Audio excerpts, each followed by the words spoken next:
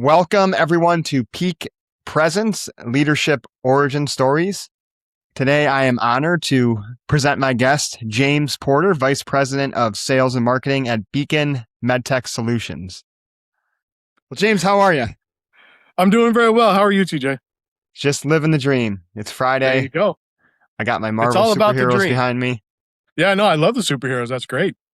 Yeah, are you a Marvel fan? Of course. Who isn't? I mean, I don't know, DC fans maybe? Do they even exist these days? No, we're big Marvel fans. We went and saw Spider-Man with the kids last week, so it was really good. Yeah, we saw that last week as well. Agreed. Very good. Uh, So I'll share quickly the birth of this podcast.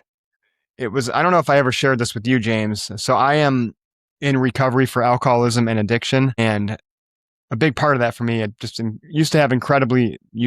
sometimes still do have incredibly low self-belief and self-esteem and self-worth, right? And then I'd put substances in my body and I'd be like, okay, I can do anything. I can be anyone, which was all kind of ego. And I'd look up at the people who are vice presidents and leadership roles and be like, how does that happen? They must believe in themselves. They must be doing something that they have a manual or something that they've read that I don't understand. And then a lot of great people have, over a number of years, taught me a brand new way of life. And the principles that I've learned to just change my life and stay clean and sober seem to be very similar to a lot of leadership principles.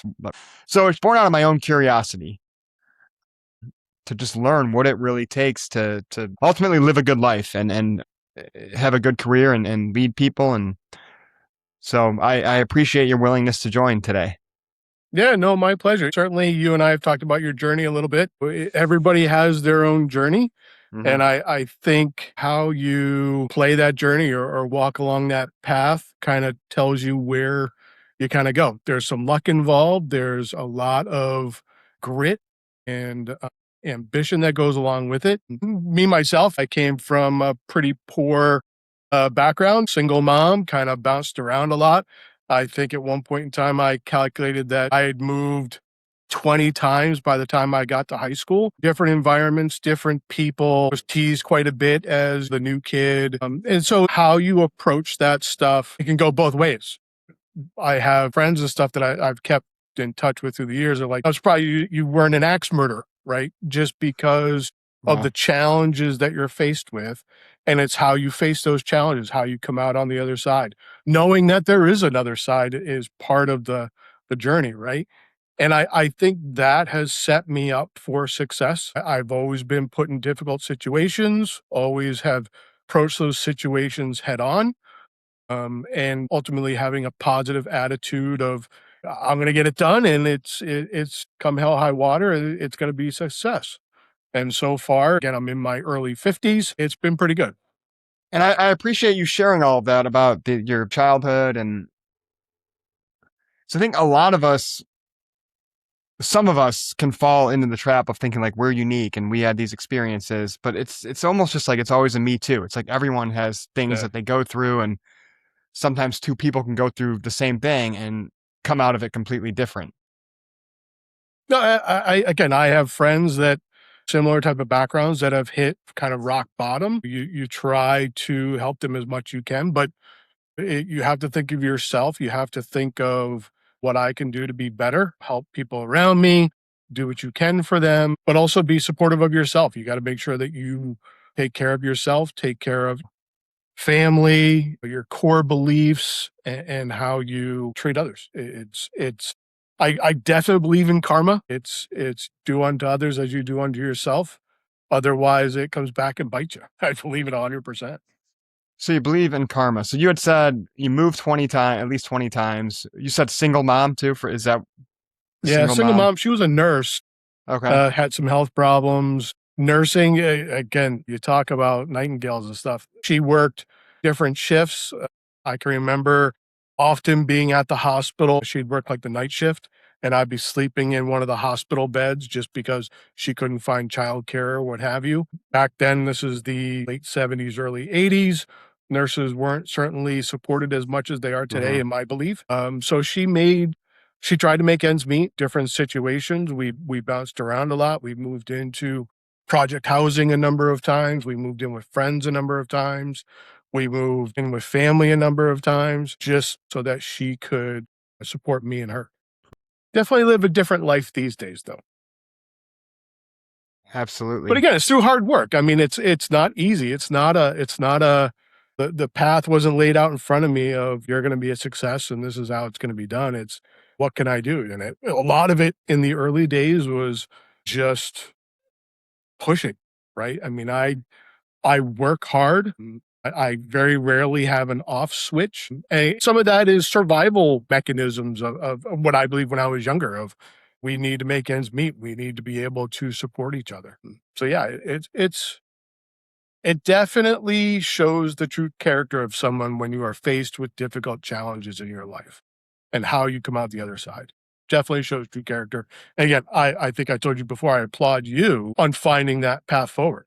I mean, you could have certainly just stayed in that darkness and been consumed by it. But here you are, you're on the other side, you're doing very well. You've created this podcast that again, I've watched a number of the shows now. It's great. It's fantastic. I love it. Thank you. Thank you for saying that. So it's interesting because so you saw your mom struggling, but it sounds like doing whatever she could to try to make Yep. sure you and if you had siblings that you guys were taken care of. We're largely shaped by what we see as kids, and that makes sense. Now I have to work hard to get what I need or want or desire in life. And I mean, you could also, woe is me. I've eh, this is the destiny that I've been cast upon, and I'm going to continue to live in the projects and never leave and go down that path.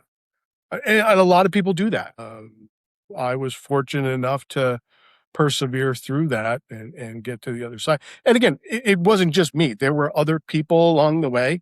Again, I'll tell a quick story. When I was in second grade, I was in the inner city of Portland, Maine, which, oh, it's Portland, Maine. It's great. Back then, it was a project area. My mother had gotten pretty sick. So, like I mentioned, she was a nurse, but she was also off and on with different sicknesses. She was in the hospital and we couldn't do anything for Thanksgiving. So again, I don't have any siblings with my mother. mhm. I have step siblings and stuff, but just my mother and I had nowhere else to go. And my dad, who lived in Connecticut, was going to drive up and come get me. And it was really challenging because he could only get me Thursday morning. Again, challenges behind it. And there was a school teacher, Miss Cashmar, who said, "Hey, James, I understand you don't have a place to go this Thanksgiving. I would love to have you come join it with my family." Again, second grade, what was I? 7, 8, maybe? Again, it's one of the most vivid memories of having Thanksgiving with this teacher at her home with her family, her mom, her dad. And we were in a really nice place, that nice house and a yard. And I remember playing football and kind of playing in the leaves and having dinner and being wow, this is fantastic. I can't imagine life like this. But it was a fleeting moment. It was a weekend with my teacher that I'll remember forever. And of course, my mother got better and we 3 months later moved away somewhere else. And I never saw that teacher again. But there were people along the way that are willing to help, that do go above and beyond what they have to do. And you have to embrace that. You have to say, wow, they did this for me. What can I do for others? And they did this for me because they care about me. I need to care about myself. It's amazing with something in second grade, right? Because clearly that still sticks with you, and Yeah, you kind of lit up when you talked about it. And to your point that you made at the end there, it just goes to show how much of an impact like these small little things we can do for others on a daily basis can have. I think it was maybe last week I called you and was you having did. just one of those rough sale, and you were just super positive and you kind of motivated me and like, but it's like that, and I get that experience if I'm open to it, but I'm not always open to it because I I can still get to that like self pity place myself. Yeah. Again, it's hard work. Right. It's not all daisies and roses. It's hard work. I'm at a place now where it's well, again, I work very hard and I'm very dedicated, but it's not like I'm turning wrenches and things like I used to do 15, 20 years ago. And it's challenging. So I have 5 children now, ages from 20 to 10. And Wow. it's how do you instill one, the drive, the fire, the survival of like what I experienced so that they're not just on TikTok or YouTube just rotting their brain away. How do you engage them? How do you motivate and drive them? again, we live a comfortable life. We've got a nice house, we've got nice cars, we've got nice stuff. Mm. How do you instill you want to keep that stuff? You have to go out and get your hands dirty and be successful. How do you do that? That's a good question. I mean, for us, we try to set goals and we're very encouraging of our kids of what they want to do. My son, my oldest son, he's very mechanically inclined, wants to be like a mechanic. So he's driving that direction. My daughter, my oldest daughter, Alex, she's fantastic. She'll be magna cum laude of her high school or whatever, semi valedictorian. She has my drive. She is just you point her in a direction and she just goes. My younger three are again, they're still fairly young. They don't know what they want to be. They don't have a lot of ambition around, hey, I want to do this. But again, we try things. They do sports. They do like my youngest daughter. She does theater. So we encourage them to be active. We encourage them to interact with others. We try to put them in difficult situations as far as pushing their confidence level. See, we're not putting them in the inner city alone or anything like that, but we are encouraging them to engage in challenging conversations or new conversations with new people. Try to introduce yourself. The hardest thing is that first sentence to somebody you don't know, right? It's going up to them and saying, "Hi, I'm James. How are you?" That first connection, the unknown of what the response will be is very scary if you don't practice it, right? Again, I say a lot of this YouTubes and TikToks and things. We have this very distant relationship with people these days, I believe. I'm still a handshake up front, let's meet type of person. And I encourage my kids to do the same. And I encourage everybody to do the same with their children. And if you're an introvert or if you're shy, it's a learned skill. It's not something that you're necessarily born with. It's a I need to do it. I'm going to go out and do it. And I did it. My number one mentor who's helped me the most in a lot of areas of my life, you just reminded me of something he always tells me: practice makes improvement. He's like, Yeah. anything new is going to be super uncomfortable. It's going to be scary because you've never done it. Your brain's not used to it, but you do it and then you start doing it consistently. It starts to become comfortable. It becomes easy. It becomes comfortable. It Mm. becomes familiar. And yeah, I think you and I talked about this last week when we connected was surround yourself with people or make friends with people that are above you or people that you Mhm. want to emulate to be. If you socialize with the kids on the corner, you're going to be a kid on the corner. You socialize with people that are wheeling and dealing and moving things, you're going to be wheeling and dealing things. So surround yourself with people that encourage your growth and in turn, you encourage their growth. Feed off build each other up. If you hang out with losers, you're going to be a loser. Be And frank. so let's look a little bit back at your career. I think you said you started with your, like, as a, in technical, right? Using your Yeah. hands, doing more manual labor. When you were doing that, did you have a vision to say, you know what, down the road when I have a family and all this, I'm going to be a vice president, I'm going to be in a leadership role, I'm going to take care of my family? Was that your vision, or how did that unfold in your life? Yeah, I mean, that was always my vision. My drive was always to be better than I was yesterday. So again, I didn't do very well in school, high school and stuff. I had challenges with homework and stuff, whatever. Mhm. Did very well in college, but I ran out of money. I joined the military thinking that military is going to support me, and they did. I mean, the military was fantastic. Really kind of helped with organization as well as kind of the structure that I kind of live by when I manage people. But I did 4 years in the military. I got out. I had the opportunity. I was in California, and I became somewhat of an engineer. I went into semiconductor. And in semiconductor, you're dealing with these multi-million dollar pieces of equipment, but you're turning a wrench, you're wage locking and diagnosing with electronics and things like that. And I was field service, but I knew I wanted to be more.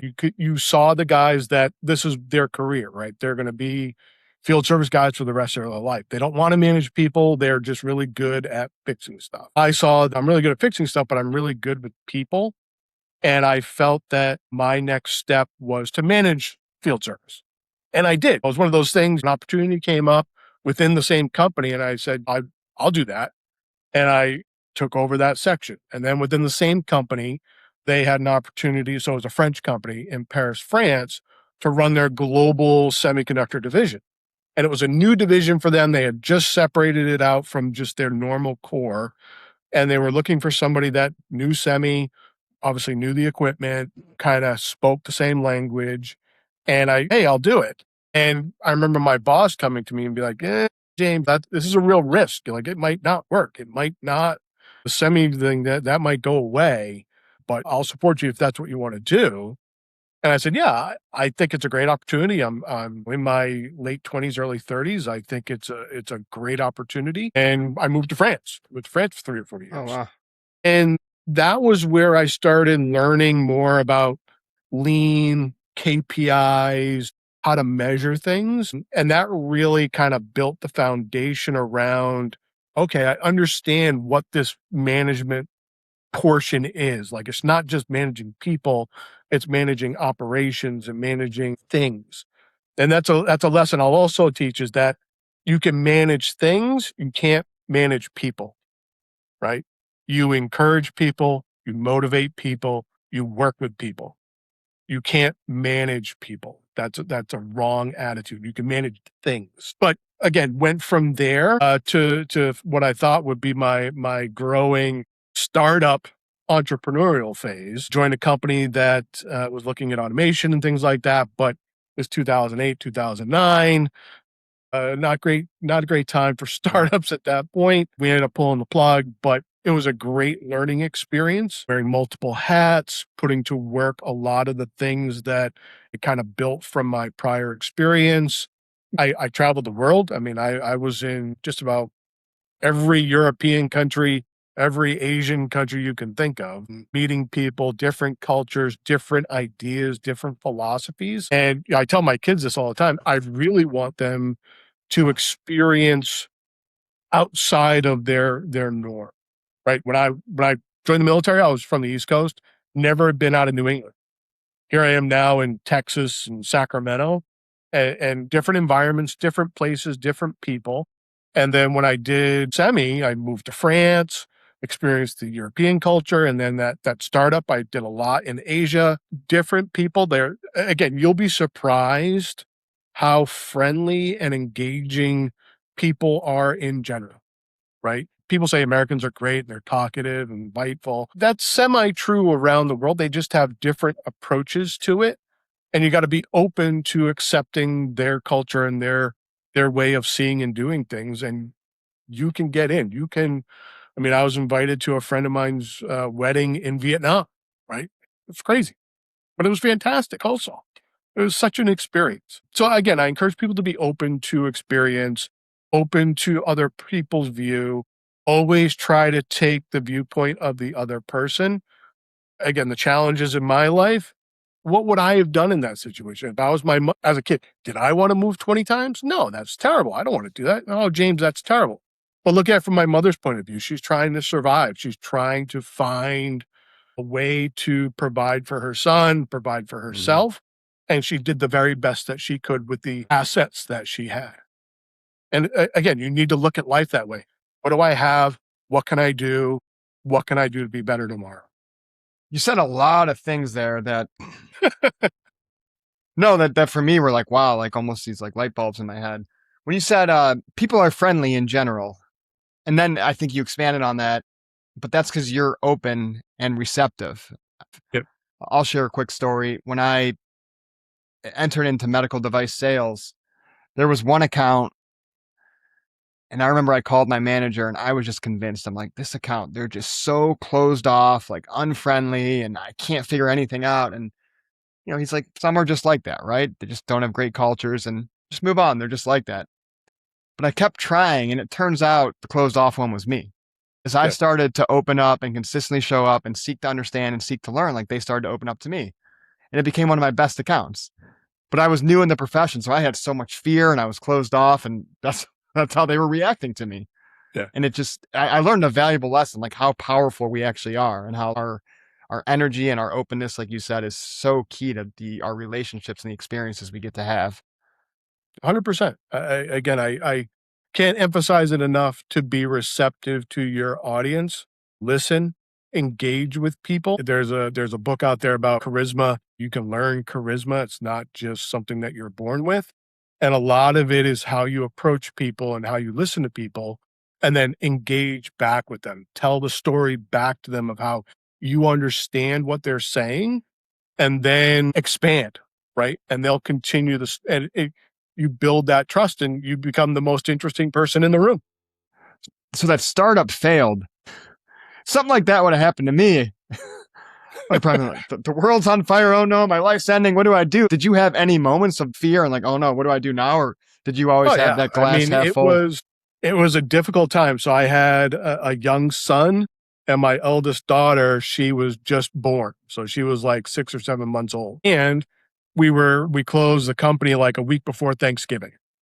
So it's Thanksgiving, Christmas, nobody's Mm-hmm. hiring those time of year.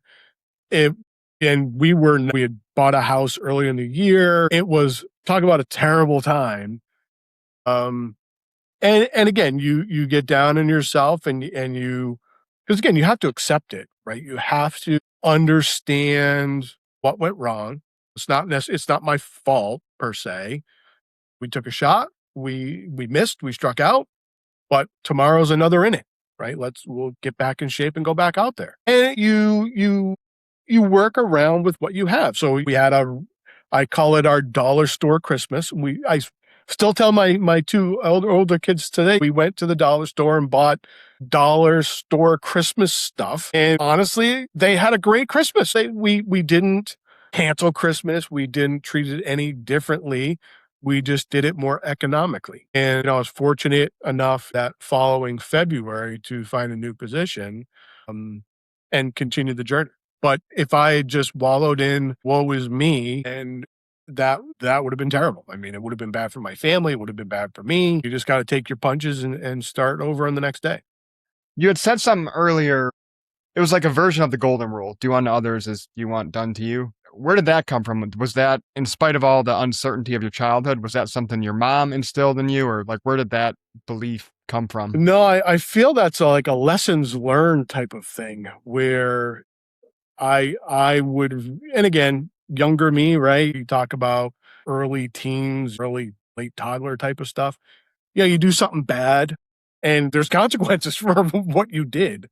And it seems more often than not, whenever I did something wrong, either I was really bad at lying about it, or two, I got caught. And that repercussion I took pretty hard. And again, maybe that I don't know where that comes from, but I didn't want to do wrong. I didn't want to be a bad kid or do bad things. And again, I may do them, but I would always get caught. And I was like, okay, well, I can't do that anymore. And I would see others, and it's like, okay, we shouldn't do that. Let's do these other things instead. And sure enough, you start doing good things start happening back to you. You're not getting in trouble anymore. You're getting invited to Thanksgiving at your teacher's house. And I think the more positivity you do, the more positive returns to you, and it builds a bank, right? And you just keep relying on that as you go forward. So I think it's more of a lessons learned scenario than anything. You had also said when you were talking earlier when the business collapsed, the startup, it was a great learning experience. And Yeah. now you just talked about a great learning experience when you were 7, 8 years old. So it looks like you got Yeah. the lesson early that life is Uh, going to teach me a lot of things. and you had posted on LinkedIn. I was going to comment on it, but you had posted like question of the day or something around what's an interview question that never gets asked that you think should be asked. And it's not one question, which is why I didn't answer because it's not just one answer or one question, but it's around failure, right? How do you approach failure? Because again, interviews, you don't talk about your mistakes. You don't want to make it sound worse. But again, that's where you learn things. That's where you go out, you test it, it fails, and you're like, crap, I'm not going to do that again. So it's how you approach those scenarios, how you learn from them rather than repeating them or doing something really bad. Again, I think your learning experiences, and again, it doesn't have to be just negative, obviously positive ones as well, but certainly the negative ones reinforce more painfully. It It's interesting as again, this podcast is really about understanding how leaders think, just the journey to leadership. And so far that constant learner mentality, I think, has been prevalent in every single one of you. Yeah. I mean, you have to be open to learning. Again, I learn something new every day. Not ashamed to say I learn something every day. Uh, and again, sometimes it's a mistake I make, whether like a word I don't know how to spell, or my wife tells me all the time, word I don't know how to spell. Right. And she's like, oh, no, it's not spelled that way. I'm like, oh, okay. I What guess word is that's how that? you We spell all that got word. that one word that we can never You spell. What all word got is it that for one you? word you screw up every time. I can't spell Wednesday. A Wednesday, that's a perfect one because it doesn't sound or look anything Yeah. like it's supposed to be so. But yeah, it's things like that that you learn. Again, constant learning, be open to learning, open to new experience, and I think that's a lot of what's being successful is. Again, success doesn't mean making a lot of money, right? I mean, you can have personal enjoyment and fulfillment that isn't money related. Mine's fortunate enough that it is. At least to some extent. I mean, again, I'm not a millionaire by any stretch, but again, we do well. What's the best thing that ever happened to you in your life?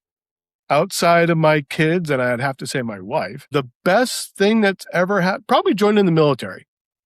So I was again, I was going to NYU and I wanted to be a doctor, right? That was my drive in life. And I really thought that again, NYU, getting into NYU, nonetheless, graduating from NYU was the path to success. And I ran out of money, so I started working, and then my grade started going down below what I said was acceptable to be a doctor. And when that happened, I was like, okay, I'll take a semester off and I'll work full time and build a bank and then go back. And the challenge was I could never make enough to get back. And I was in this rock and a hard place of like, well, the job I'm doing isn't necessarily something I want to do for the rest of my life. And I really want to go back to school. What am I going to do? And the military offered me an opportunity that helped me in reposition how I approached things. And I joined the military. I was enlisted. Fortunate enough, I had enough credits and stuff to come in as an E2, but it was a learning experience. It was discipline. It was focus that I probably lacked a little bit of. And they made me an engineer versus a doctor. But I'm in the medical field now. I, again, did semi for a long time, faced, you talk about personal challenges and stuff. I went through a divorce, which is always challenging. Mhm. And that was, how do you reapproach what you're going to do? What am I going to do now? And it was, I'm going to help people. I had a fortunate opportunity to work with a company called Hakoma. So Hakoma, they do rehabilitation capital equipment. So it was that bridge between semi automation, large capital equipment to neuro rehabilitation, still $500,000 to $1 million pieces of equipment. But it was in the medical space. And that was kind of the epiphany that I had of, wow, I can help people in other ways. I don't have to be a doctor. I can do it a different way. And I was again, I can't say how fortunate I was to get the opportunity with Acoma. I was with them for about 5 years. And you talk about helping people. There is no better thing than helping someone that's had a stroke, had a car accident, has lower upper arm extremity problems, lower extremity problems. And again, we were dealing with clinics, Baldwin Clinic here in Boston, as well as numerous clinics around the country, helping people basically relearn to use their extremities. Very satisfying, very engaging. The problem that I reached was I had nowhere else to go. That I'd reached the top of what I could do in the US for that side. And I had the opportunity to join another company called Asahi Intech, selling components into medical device, which kind of changed my whole trajectory of where I am today in contract manufacturing. But it was these platform changes, not expecting to go directly to contract manufacturing or whatever. It was, okay, how do I get into the field? How do I use the experience that I have to change my trajectory to where I want to go? And Acoma was that epiphany. And then, okay, I'm in the medical space. Where do I go next? right? So now I'm leveraging my mechanical, electrical experience and I get into components. And then it's like, okay, I've done components for 7, 8 years. What can I do with those components to go to the next level? And it was contract manufacturing. Now I take all those components, build it up into a final assembly. And that's where I am today. And that's probably where I'll finish my career is in Hmm. contract manufacturing, either chief commercial officer or maybe even running my own company. So that military experience, that was the best thing that ever happened. And aside from obviously family and wife and all that. So we get feelings, we get emotions. That's part of life. And if you get those feelings, that's going to potentially create negative thoughts, which can prevent you from doing what needs to be done to progress and grow. I imagine in the military, you have a responsibility to do every day. It's like you're getting up at this time, you're making your bed, we're going run. It doesn't matter how you feel, but that probably helped train your brain. Like, don't listen to your feelings. It's it's the structure around your feelings. How do you, rather just running randomly, right? Because there's people out there that love to run for some unknown reason. How do you structure that into your, like, I don't like to run, but again, we ran every day. So Mhm. okay, I gotta build that into my routine. So it becomes a routine, but you can also go beyond it, right? Okay, we're not just running every day, but we're doing these 8 other things. How can I do those 8 other things better? How can I do those 8 things better tomorrow than I did today? And building on it, right? Continue building, continue learning. How can I do it faster? How can I do it cheaper? How can I make the engine itself run better? And again, the career field I was in the military encouraged that, and certainly that time frame of the military, they were closing bases and things like that. They were very conscious of trying to make things more efficient. I mean, they move as slow as molasses, but they were still open to the concept of doing it. What's the worst thing that ever happened to you in your life? My divorce, that was tough. That was So, really tough.